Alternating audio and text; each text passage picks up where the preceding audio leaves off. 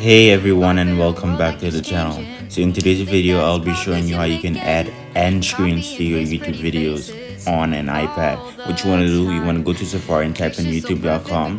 You want to click on your YouTube channel logo.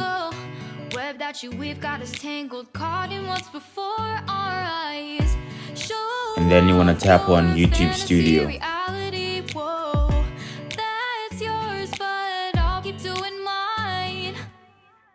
You want to go to that play button. That's where you can see all of your videos. And you want to click on the video that you want to add the end screen on, and you want to press on the pencil icon.